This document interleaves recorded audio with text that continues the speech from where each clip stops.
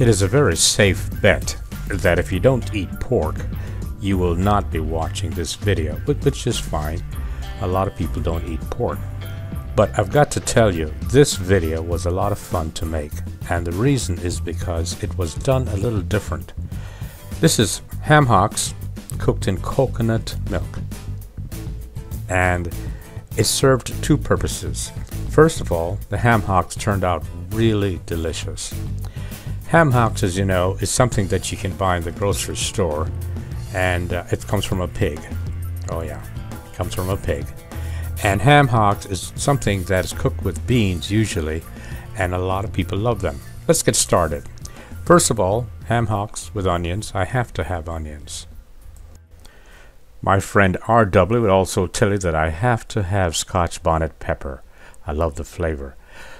Okay, some ham hocks with onions, coconut milk, regular coconut milk. And this is something I thought of because if you're going to cook ham hocks and beans cooked in coconut milk taste so very good, why not do it all at the same time? And as I said earlier, we've got to have Scotch bonnet pepper, some thyme, of course.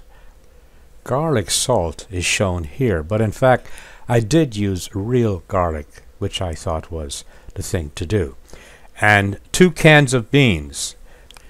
I am using the store brand of dark red kidney beans.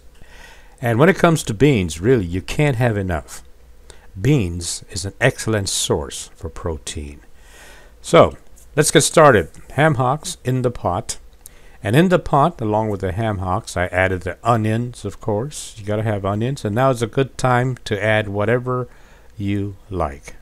Be creative. A dash or 2 of some thyme never hurts. But I will say this. If you have real thyme, use that. Beans, of course. Got to have some beans. My friend RW suggested that we should buy the real thing and make our own seasoning, and I agree with him. That's an excellent cooking tip, really. You can never go wrong when you use the real thing. Real garlic, real thyme, real seasoning. And of course, we added the coconut milk, 1 can of coconut milk. The single can was not enough to cover everything, so I added some water, enough water to cover everything because I want it to be cooked properly. And of course, the trademark of Microdac cooking, the Scotch bonnet pepper. Do you want it to be spicy? Go ahead and crush that pepper. If you want it to be mild, just lay the whole pepper on top. How long you leave the Scotch bonnet in, of course, depends upon how much seasoning, how much spice you'd like to have with your ham hocks and beans. If you've never had ham hocks, let me say this right now. It is a finger food. You simply cannot eat ham hocks with a knife and a fork. Once everything is in, of course, you want to put the lid on because it's going to be cooking, simmering for the next 2, maybe 2.5 hours. Now is an excellent time for me to extend my gratitude and to say thank you so very much for watching my cooking videos. And I especially want to thank you for sharing my videos with your friends. Thank you so much. Okay, so after about 2.5 hours, you can remove the lid and check. Chances are it's done. How soon you remove the Scotch bonnet pepper, of course, depends on how spicy you want your ham hocks to be. That's entirely up to you. If it's not cooked, put the lid back on and cook it for another half hour, perhaps an hour. A little note about food and ham products. If you don't like ham products, don't be a food snob. Just don't like people because they like ham. You know, it's like politics. My friends run the gamut from extreme conservatives to extreme liberals. They're still my friends. And now to get on with it, this ham hock was amazing. It fell off the bone. It was so delicious.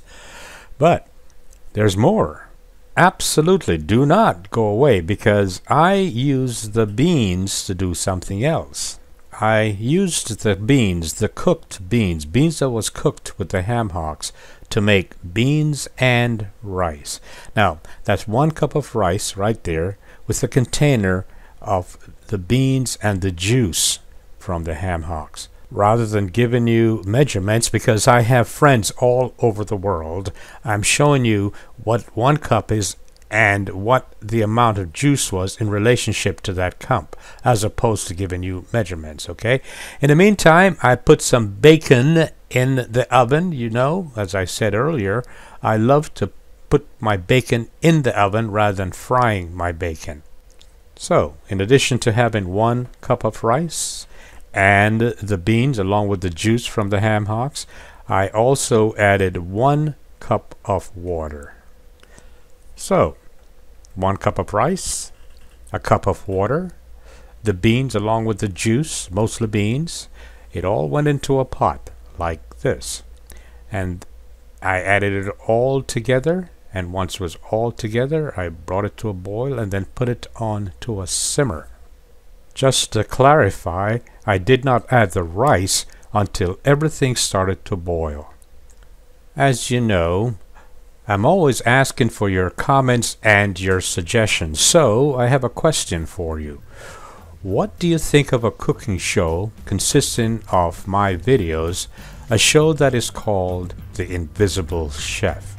After all, I never show myself. Anyway, back to cooking. Everything is in and it's boiling, so I stir it all together, and once I've done that, I put it all in the simmer, and rice cooks in about 30 minutes or so. Just remember to stir often, okay? In the end, this is what I had for dinner. Rice with beans and bacon. Rice with beans and bacon. Ah, delicious.